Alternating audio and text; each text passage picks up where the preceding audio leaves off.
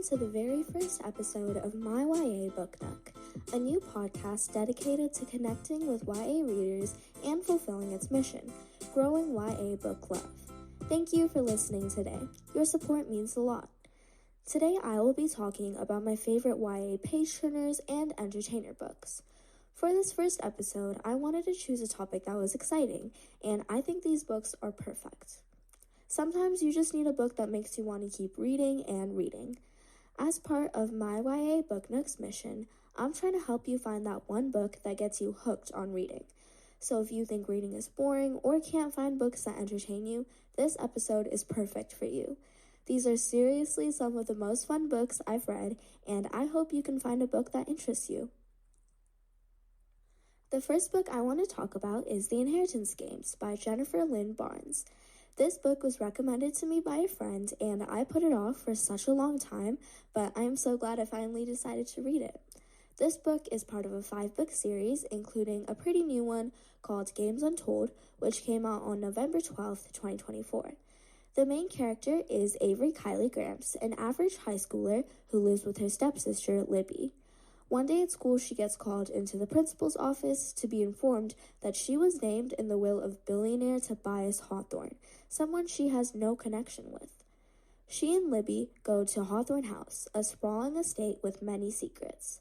After Avery finds out she inherited virtually Tobias Hawthorne's entire fortune, she's shocked.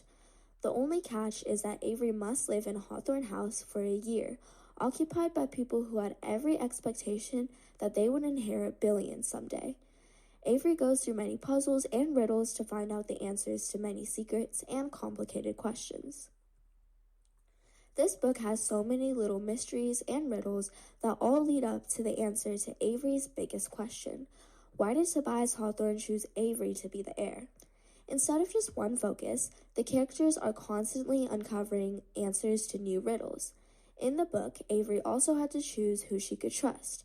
As I explained in the summary, the people she lives with are the people who expected to inherit billions. There are 4 Hawthorne brothers, Jameson, Grayson, Xander, and Nash.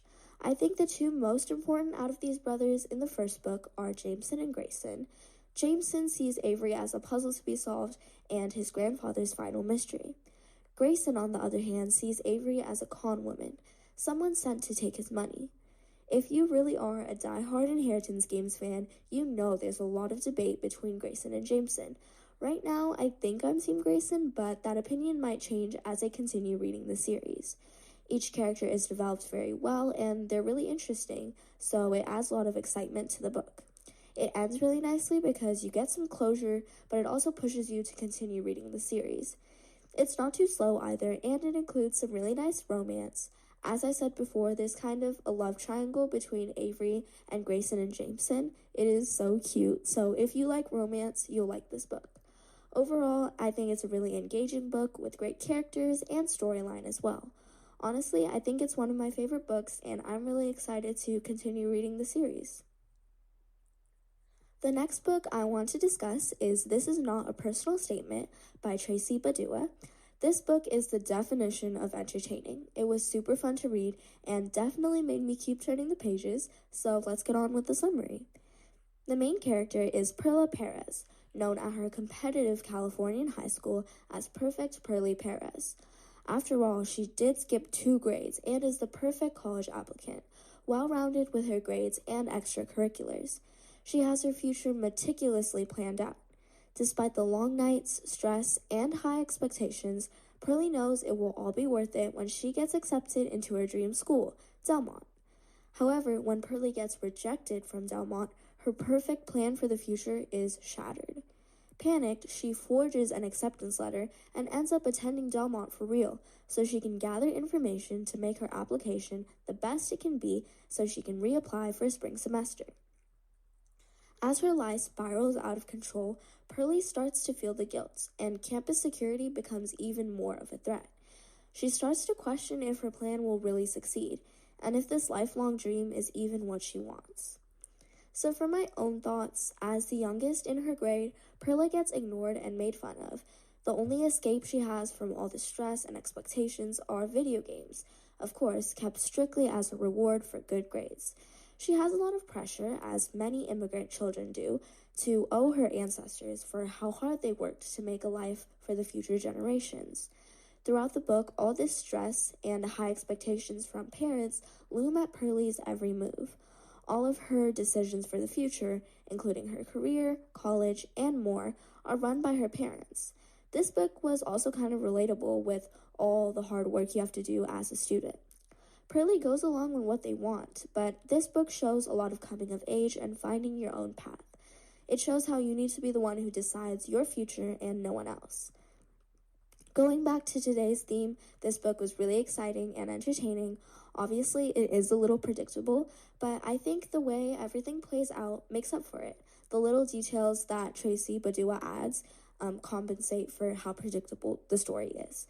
I could have read it in a day if I had time. It also shows the point of view of a college scandal, because this does happen in real life, so it was fun to read it and see what people who do this may be thinking. However, this book is kind of a hit or miss. I personally loved it, but other readers don't love the characters and their choices and said that the story wasn't very unique. I myself did see some flaws in this book, but they were pretty minor. Overall, I did love it and I thought it was a fun read, so if you're interested, definitely check it out. For the final book, I'll be talking about Such Charming Liars by Karen McManus. I actually have not read this book yet because I haven't had the chance, but I really want to. I just had to add this book because Karen McManus is the queen of all books, mystery, and thriller, so I know this book will definitely be super entertaining. It's one of her newer books. It came out summer of 2024. It's a standalone book with a dual POV. So here's the summary. Kat has only known her mother, Jamie, as family all her life. The only exception was Jamie's 48-hour marriage, when Kat had a stepbrother named Liam. After a huge divorce, Kat and Liam never spoke again. Now, Jamie is a jewel thief trying to reform, but before that, she has one final heist at billionaire Ross Sutherland's birthday party. Kat manages to join her. But there are two guests at the birthday party, the last two guests she would want to see, Liam and his father. Liam's father is now a serial scammer looking to target Sutherland's daughter. Kat and Liam realize that they are soon heading for disaster and that they may be in a killer's crosshairs. Somehow, Kat and Liam end up becoming the new targets. They can't trust anyone except each other, or can they? If there's one thing Kat and Liam know best, it's lying. They did learn from the best. So since I haven't read this book yet, I'll be sharing some other details about the book. So this is a reiteration of an idea McManus had after watching The Parent Trap, and she thought it would be interesting to make the parents con artists. Right now, it's not very similar, but that's where the root of the idea came from. McManus also enjoyed the character development, as Kat and Liam are very different. Kat and Jamie refer to themselves as the Grifter Gilmore Girls. However, Liam is going through grief and trying to find himself again. McManus says herself that this book is very chaotic, and it was very difficult for her to write because she had never written a heist book before. So if you love Karen McManus's books and are looking for something new from her, this is perfect. This book seems really amazing, and it's definitely on my list of books to read. Those were 3 of my favorite YA page-turners. The Inheritance Games engages you with its storyline and characters, solving mysteries which ultimately lead up to the answer to a big question. This is not a personal statement, was a relatable book that kept me on the edge of my seat and had a great lesson about coming of age. Such Charming Liars is a new genre of book from renowned author Karen McManus, and I am really excited to read it. I hope you enjoyed this first episode of my YA Book Nook. Thank you so much for being here.